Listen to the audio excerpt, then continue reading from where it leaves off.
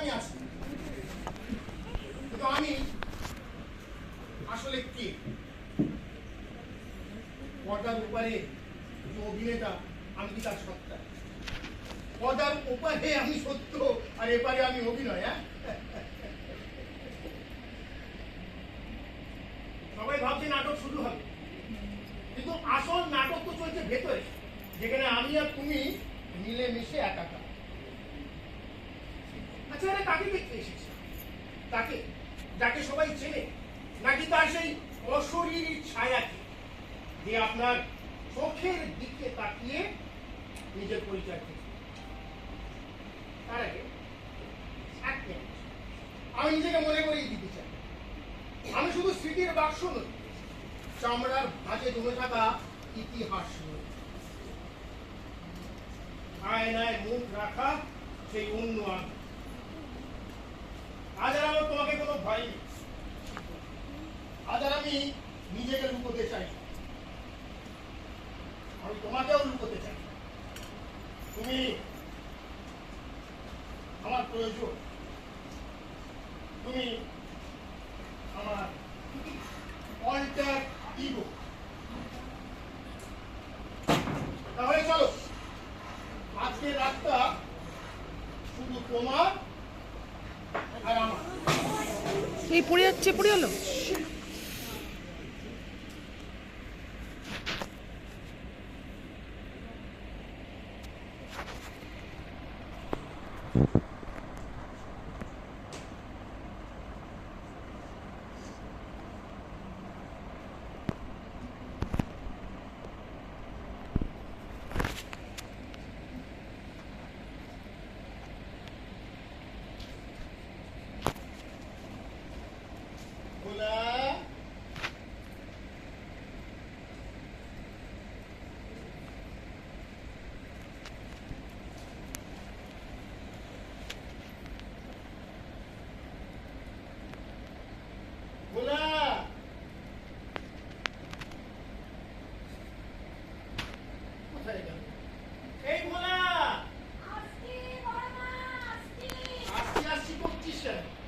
তুই কখনো এক ডাকে এসেছিস নাকি? আচ্ছা বড় মা, আমি কি জাপানের বুলেট ট্রেন নাকি স্বদেশী বন্দে মাতরম? মানে হলো কি, আমি আমার স্পিড নিয়ে কথা বলছি। Speed speed. আচ্ছা বলুন তো বড় মা, এই বয়সের একজন মানুষ কত স্পিডে দৌড়তে পারে বা চলাফেরা করতে পারে বলে আপনার মনে হয়? কত শত বুঝি না, তবে গাড়ি পুরনো হয়ে গেলে যেমন ইঞ্জিন স্লো হচ্ছে, তেমনি বয়স বাড়ার সাথে সাথে মানুষের স্পিড তো কমবে। কিন্তু তোর বয়স তো আমার হাঁটুর বয়স, তোর স্পিড কমবে না? বড় মা, আপনার হাঁটুর বয়সের সাথে আমার তুলনা করলেন? না না বড় মা, এই ভারী অন্যায়। আমাকে দেখে কি আপনার তাই মনে হয় আমার বয়স আর আপনার হাঁটুর বয়স বললেই হলো? কাজ ছেড়ে গ্রাম থেকে শহরে এসে যখন আপনার ইচ্ছায় এই বাড়ির সদর দরজায় পা রাখলাম, তখন আমার বয়স হলো গিয়ে ধুর, মনেই পড়ছে না। তারপর থেকে আমাদের এই যৌথ পরিবারের 12টা বেজে 5। 12টা বেজে 5 আমার জন্য? আপনি কি আমাকে খোঁজা দিলেন বড় মা? সব কথা তো গায়ে মারতেছি কেন? আরে বস না। 12টা বেজে 5 এই জন্য বললাম, জানিস শ্বশুর শাশুড়ির মৃত্যু আগে পর্যন্ত আমার কখনো মনেই হয়নি আমি স্বামীর হব।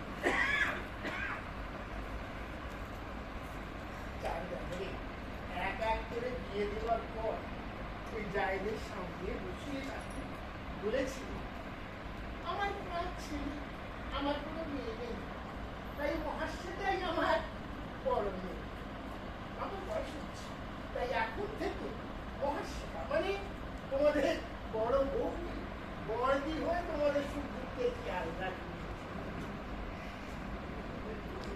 তারপর শ্বশুর শাশুড়ির মৃত্যুর পর আমি তোকে এই বাড়িতে ঢুকতে দিলাম। আর এই আমি কি দেখলাম? কি দেখলে? সবাই একে একে দূর দূরান্তে আপনাকে একা ফেলে রেখে চলে গেল। হ্যাঁ রে। ওরে জল বেজানো সব ঠিক মতো খেয়েছিস। বৃষ্টি শুরু হলে ঘরে জল ঢুকবে। ঘরের দরজা জানলা আর কোথায় বন্ধ খোলা হয় বড় মা? এই তো সব মিলে মন্দির আর সব ঘর 15খানা ঘর এবার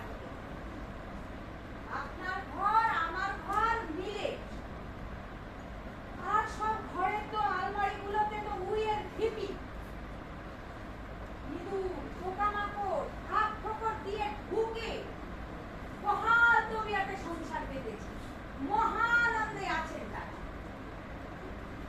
মানুষ না থাকলে ওরা তো বাসা বাঁধবেই। দেখ, তুই বরং ভেতরে গিয়ে দেখ সব ঠিক আছে কিনা। আমি ততক্ষণ এদের কথা স্মরণ করি। স্মরণ করে এনার মাথায় যে কি ভূত চেপেছে আমি আর ভাবতে পারছি না। যারা এনাকে সবাই একা ফেলে চলে গেছে উনি এখন তাদেরই স্মরণ করে দিয়েছে। ভাঙা খাঁচা ছেড়ে যে পাখিরা কবেই উড়ে চলে গেছে উনি আজও সেই সুন্দর খাঁচার দিকে তাকিয়ে গান গেয়ে চলেছে। আমি যে এখন ওই ছাতার নিচে রাখা মিষ্টান ফুলগুলোর সাথে ঘন্টার পর ঘন্টা ফিস ফিস ফিস ফিস কি যে বকে চলেছে তা ভাবলে হায় কপাল, এই বয়সে আর কি কি নিষ্ঠুর পাগলামি দেখা বাকি আছে আমার। আরে ওখানে দাঁড়িয়ে বিড়বিড় না করে তোকে যা বললাম তাই কর। যা ভেতরে যা। যা বলছি।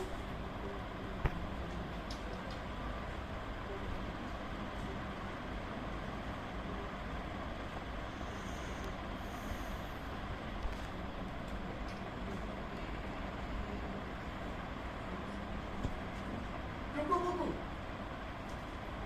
আমার বড় দেওরের দুই ছেলে। টুকু, বড় দেওরের বড় ছেলে। বাবা, আমার জামার বোতামটা ছিঁড়ে গেছে, একটু সেলাই করে দেবে?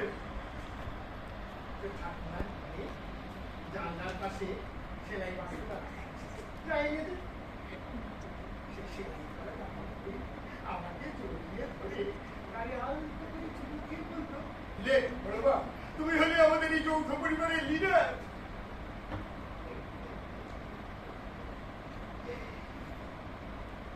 যে আর ইনি হলেন ঠিক আমাদের এই বড় দেওরের ছোট ছেলে। তিনি আমার হাতের তৈরি নিউরের ডালা আলু পোস্ত খেতে খুব ভালোবাসতেন। খেতে বসে সে কি পায় না। তাই ওই জায়গাতে রান্না করে কাজ শেষ হয়ে গেলে আমি ওর জন্য এক বাটি আলু পোস্ত তৈরি করে লুকিয়ে রাখি। সবাই যখন ওই ডাইনিং টেবিলে খেতে বসেছে তখন উনি ওই রান্নাঘরে জানলার দিকে মুখ করে দেওয়ালের দিকে তাকিয়ে লুকিয়ে লুকিয়ে আলু পোস্ত খাচ্ছেন। বালকনির মধ্যে জানাজানি হয়ে গেলে সবাই আমায় ঘিরে ধরত। আমি কেন ওদেরও এইভাবে খাওয়াই না। সে কি ভাবি না, হাসতে হাসতে মরে যায়।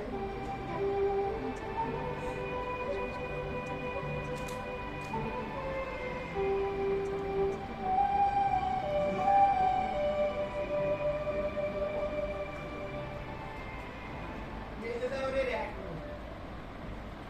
মল খুব ভালো করতে বলতে পারতো। রাতে খাওয়া দাওয়ার পর আমার পাশে এসে শুয়ে উঠত। আমাকে জড়িয়ে ধরে বলতো, বুঝলে বড় মা, তোমার গায়ের গন্ধ নাকে না গেলে ঘুম আসতে চাই। কেন বলো? বন্ধু বান্ধবকে নাকি বলতো আমার গায়ের গন্ধ বিদেশি পারফিউমের থেকেও ভালো, অনেকটা নীল আকাশের মতো। সেই মেয়ে গভীর রাত পর্যন্ত কবিতা শুনতে শুনতে আমার আঁচলে মুখ থেকে বুকে মুখ গুঁজে কখনই যে ঘুমিয়ে পড়তো।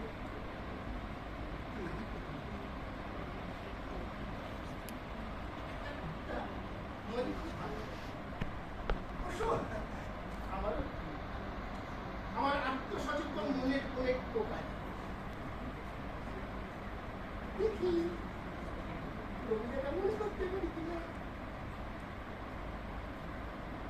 বুঝলি ওই কবিতাটা ওই দুটোও জানিয়েছে। মনে পড়েছে রত্নাকরের সংসার তার লেখা বিচ্ছেদ রত্নাকরের সংসার চলবে কিন্তু নদী যদি প্লাবিত হয়ে বিপুল ভাষায় তবে তার দায়িত্ব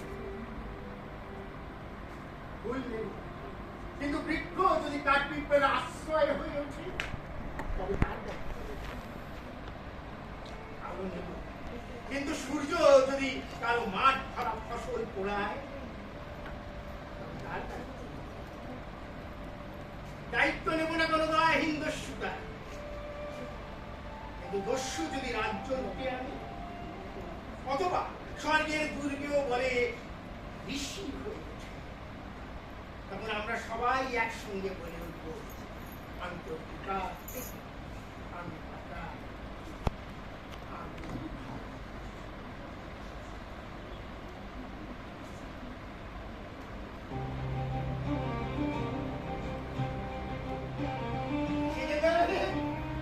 এক মেয়ে আর এক ছেলে মেয়ের নাম দাদি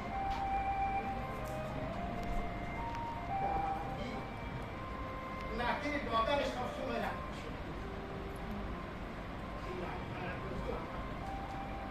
ও সব প্রশ্নের জবাব দিতে হতো আমার কথায় কথায় সে জিজ্ঞেস করতো আচ্ছা বড় মা বলো তো মা বাবার সাথে তো ঝগড়া করে কেন আমি তো কিছু বুঝি না এই তো সেদিন মা বাবা কি বলছিল জানো বলছিল তুমি সংসারে সব থেকে বেশি কন্ট্রিবিউট করো অথচ তোমাকে কেউ পাত্তাই দেয় না আমাকে বোঝাই গো আমার চাকরি যেমন সমান হয় না যৌথ পরিবারে সবাই সমান আয় করবে এ কথা চিন্তা করলে নিজেই কষ্ট হয় যত ত্যাগ স্বীকার করবে জীবনকে তত বেশি উপভোগ করতে পারবে ও মা না আচ্ছা বলো আমি সন্তান হয়ে বাবাকে যেটুকু চিনেছি মা চিনতে পারলো না কেন আমাকে বুঝিয়ে সবটা শুনতে নেই তোর বাবা বলবো না আজ আমি তবুও তো এই যৌথ পরিবারে আমরা এখন একসঙ্গে খেয়ে পড়ে বেঁচে আছি কতদিন এই যৌথ পরিবার ধরে রাখতে পারবো কে জানে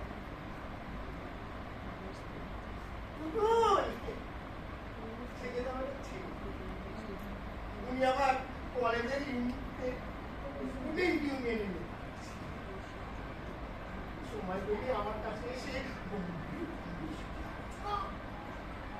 তবে আমি বুঝতে পারছি বেশ কিছুদিন ধরে ও ভারতবর্ষের রাজনীতির উপর অবসর আছে সে ডানপন্থী হোক বা বামপন্থী আমি ইউনিভার্সিটিতে পড়তে গিয়ে কতটুকু বুঝেছি যে কোনো পন্থার দোষ বিচার করতে গেলে তো সবকিছুই নির্ভর করছে আমার লেখা আমার দৃষ্টি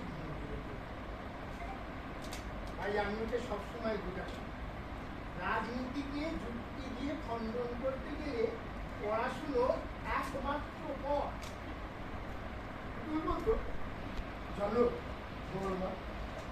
আমরা বোধহয় রিয়ালিটিকে ফেস করতে চাই না বলে রাজনীতি অ্যাভয়েড করার চেষ্টা করি কথা শুনে আমি বুঝতে পেরেছি ওর মাথার মধ্যে আমি ঢোকাতে ফেলেছি ফাইট ফাইট ফাইট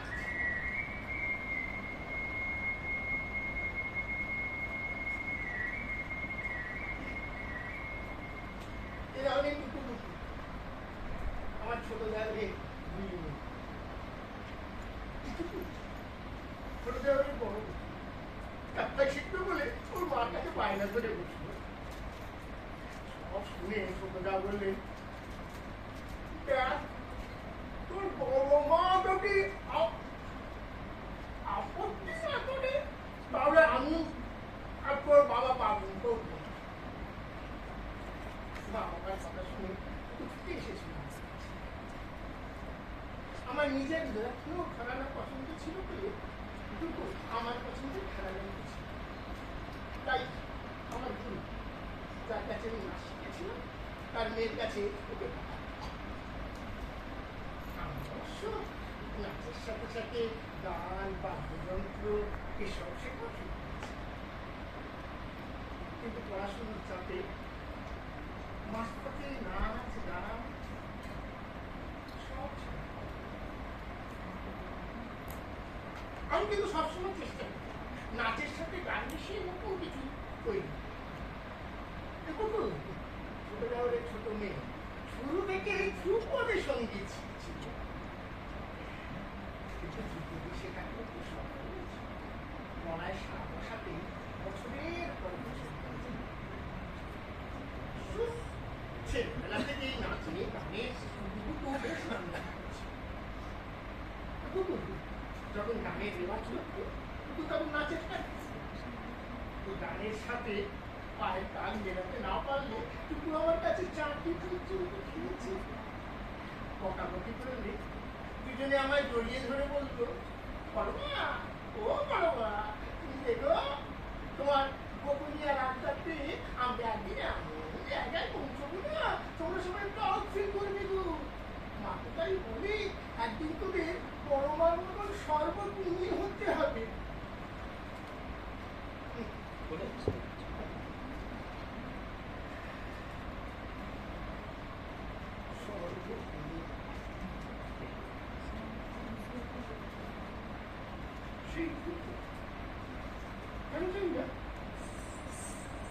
একবার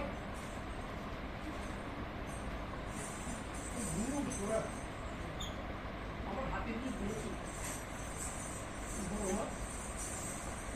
আমি যখন থাকবো না তখন আমার কথা খুব মনে পড়বে। তাই যখন আমার কথা মনে পড়বে তখন এই ঘুমগুলো দেখে আমার কথা মনে পড়বে। এই ঘুমগুলো না তোমার ঘরের ওই টেবিলের পাশে রেখে দিই। আমি বলছিলাম সরস্বতীতে কখনো অবহেলা করতে তুই কোথায় যাবি তোর গরুমাকে ছেড়ে? আমায় জড়িয়ে ধরে বলেছিল তুমি তো আমার সরস্বতী গরুমা।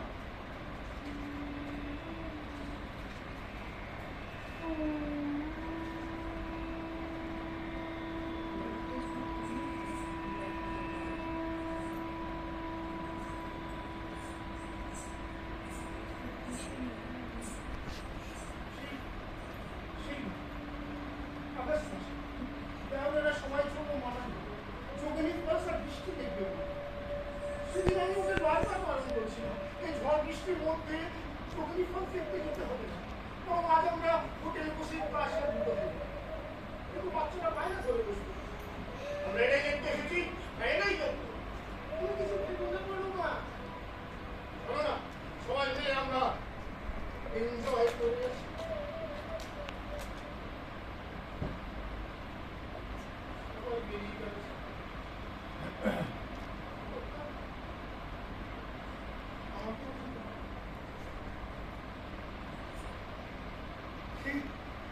ঝড় বৃষ্টির মধ্যে বেশ কিছু রঙিন প্রজাপতি একটা অদ্ভুত প্রজাপতি ভাবি বলে পুকুর পুকুর কাছে পায় না। ওই প্রজাপতি সব চাই চাই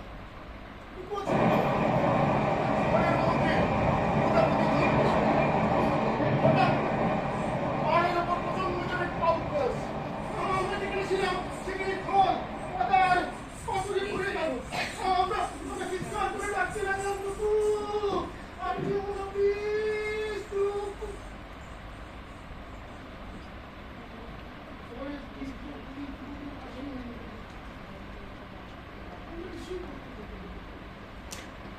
স্পন্দিত আমরা সবাই দেখলাম বেশি বলছি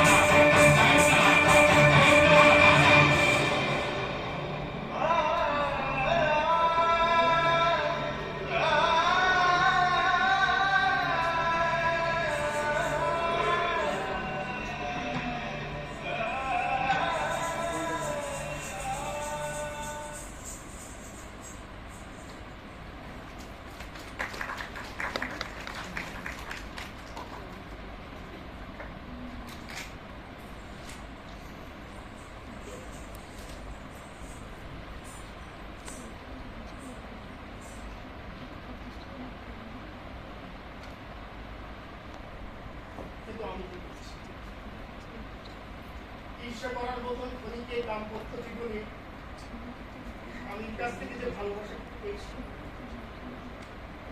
তাও দীর্ঘস্থায়ী হয়নি। নিজের সন্তানের মুখে ডাক শুনি না।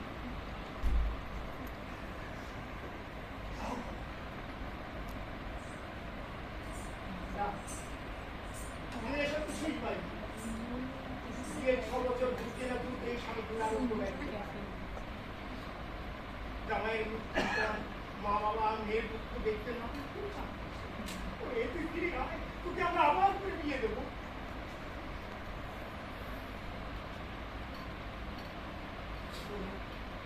আমি অসুস্থ হওয়ার আগে শাশুড়ি মায়ার জালে বেঁধে হাতের বাড়ির চাবি গুছো তুলে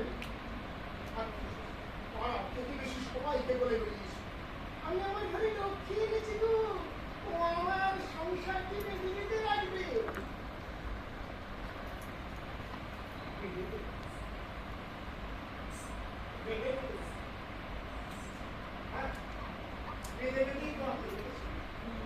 আপনার রাজনীতি বুঝতে না পেরে এই সংসারে আমি সমর্থন করেছিলাম।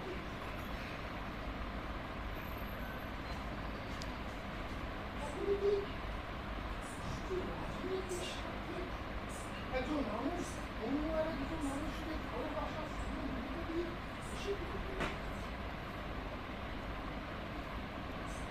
নাকি বড় মা হওয়ার পেছনে একমাত্র উদ্দেশ্য রাজনৈতিক ভাবনা চিন্তা দিয়ে যৌথ পরিবারে নিজের ক্ষমতা প্রয়োগ করে প্রত্যেকটা সদস্যকে হাতের মুঠোয় বেঁধে রাখা।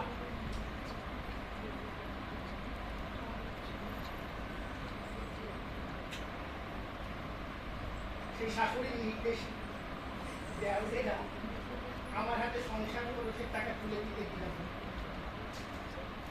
সেই টাকা কিভাবে খরচ হচ্ছে তার হিসেব নিতে সহজ।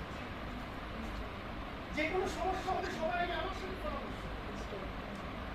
আমাদের বিশাল বাড়ি কি রঙে লাগানো করে তা আমাকে পছন্দ করে। সকালবেলায় মাছের বাজার থেকে সবজি বাজার থেকে কি কি আসবে তার খরচও আগের দিন রাতে আমার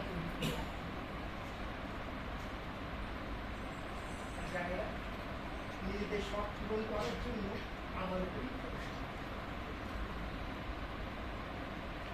পুজোর সময় সবার জামা কাপড়ের ভাগ কেনা তাই আমার সঙ্গীও নিয়ে কেউ কখনো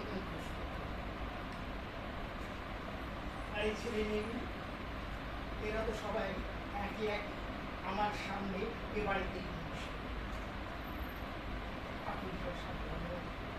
নামানো খাওয়ানো পায়ের ওপর শুয়ে রসুন আলু দিয়ে দিয়ে সর্ষের তেল গরম করে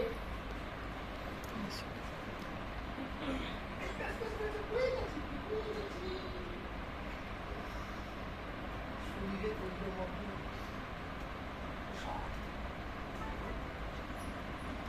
শরীর খারাপ হলে বাচ্চাদের আমার কাছে রেখে মায়ের কাছে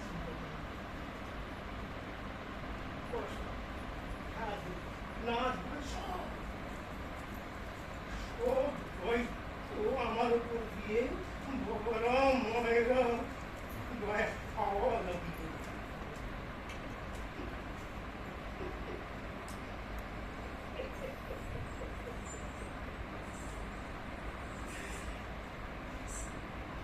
এত সবকিছু করার পরে সমাজের চোখে একই একজন নারীকে সময়ের সাথে সাথে সম্পূর্ণরূপে নারীত্ব হওয়ার প্রমাণ দিতে না পারলে অবহেলা কিছু আগে কথা ধরার নিয়মে আগে কিন্তু আমি সেই সব নিয়মের ঘরটা না করে বিয়ে করেছিলাম জায়েদের কাছে ধরবি জাওদের কাছে কোনো ভক্তি আর ওই ছেলে মেয়েগুলোর কাছে তাদের আদরে একমাত্র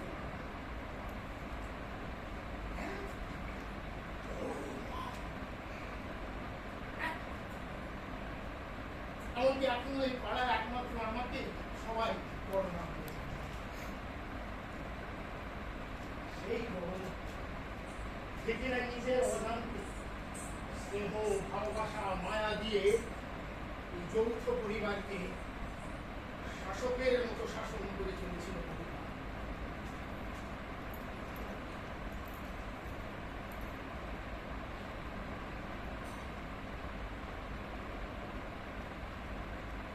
দুপুরবেলা না ঘুমিয়ে পরিবারের প্রত্যেকের পছন্দের মতন মুখরোচক রান্না করে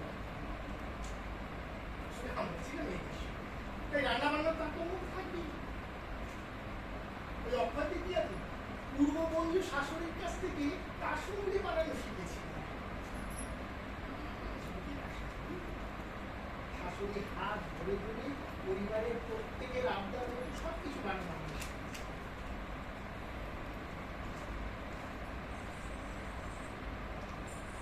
লক্ষ্মী পুজোর দিন শাশুড়ি উপোস রাখে।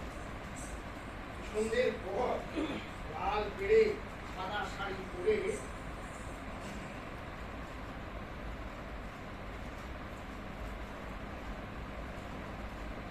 লক্ষ্মীর পাঁচালি পরে শাশুড়ি পুজো করতে।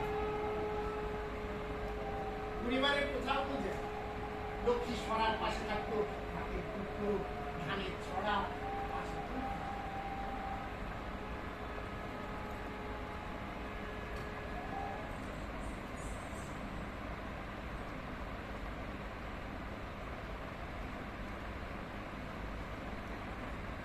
পুজো শেষ করে শাশুড়ি এই প্রসাদ বিতরণের ভার আমার উপর দিয়ে নিজে বিশ্রাম নেন। সেই শাশুড়ি মৃত্যুর আগে পরিবারের পুজো আমার হাতে জোর করে তুলে দিয়ে বললেন, তুমি লক্ষ্মী।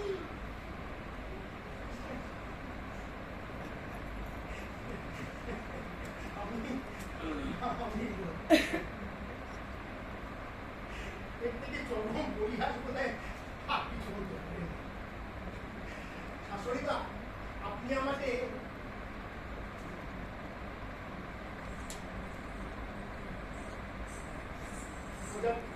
পুজোর রাতে যখন এই জ্যোৎস্নার আলো এসে এই বৈঠক সাথে স্নান করিয়ে দিত, তখন দেহরেরা ননদেরা জায়েরা বাচ্চারা আমার মুখে বায়ু রঙের রবীন্দ্রসঙ্গীত শুনবে বলে এই বৈঠকখানা কার্পেট পেতে গোল করে ঘিরে বসত। এই বৈঠকখানা ছিল আমাদের সরস্বতী। আজ তোমার মুখে পূজা করবে, আমি কান পেতে এই গানটা শুনতে খুব ইচ্ছে করছে।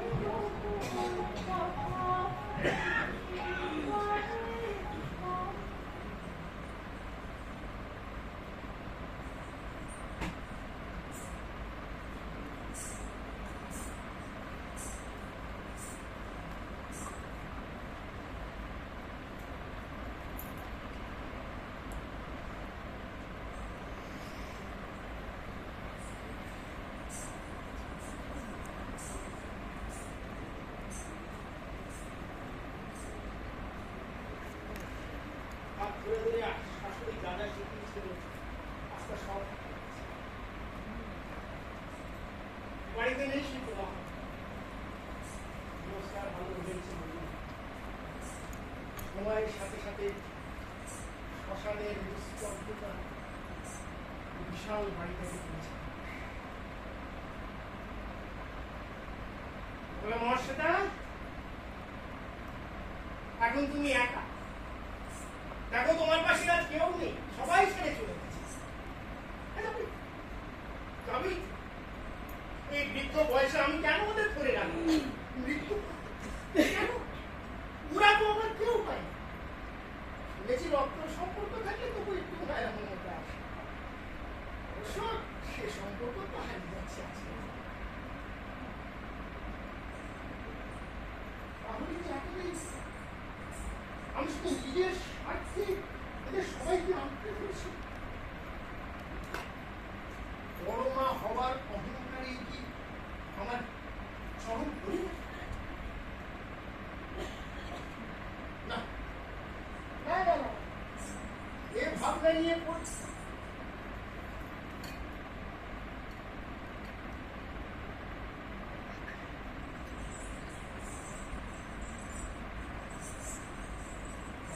থেকে বেঁচে থাকার জন্য মোহ মায়া ত্যাগ করে নিজের আনন্দ নিজেকেই খুঁজে নিতে হবে। তোমাকে আবার নতুন করে শুরু করতে হবে মহাশ্বেতা। নিজের জীবনকে উপভোগ করতে শেখো, ভালোবাসতে শেখো। দেখবে বেঁচে থাকার আনন্দই লাভ।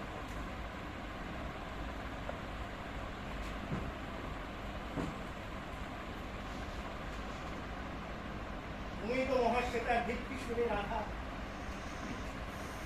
অন্ত সাধনার পথপ্রদর্শক। মহাশ্বেতার ধ্যান রাধা।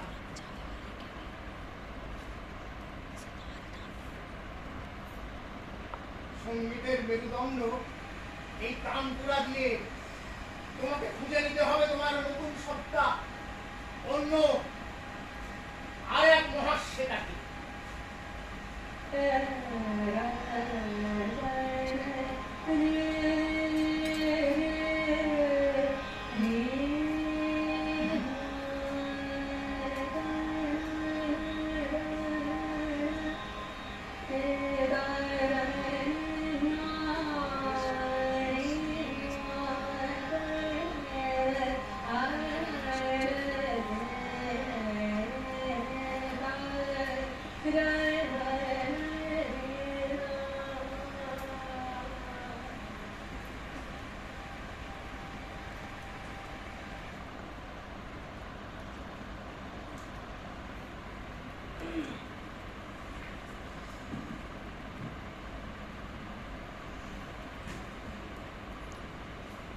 এই যে অন্ধকার, এ শুধু আলোর অভাব নয়, এ হলো ইতিহাসের ধুলো, ভুলে যাওয়া সংলাপের ছায়া, অভিনেতার থেমে যাওয়া নিঃশ্বাস।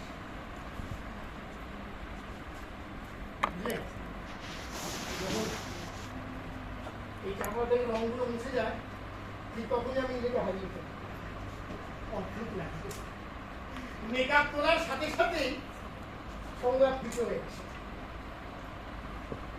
এই ভিড়ের মধ্যে তখন আমি নিজেকে খুঁজি, মনে হয় ওই যে কোনায় যে ছেলেটা বসে আছে সেটা কি আমি? চরিত্রের মৃত্যু হয় মেকআপ বাক্স বন্ধ হওয়ার সাথে সাথে। আর আমরা কিছু পরের সঙ্গে চলি কিছু নতুন সংলাপ আর নতুন চরিত্রের খোঁজে।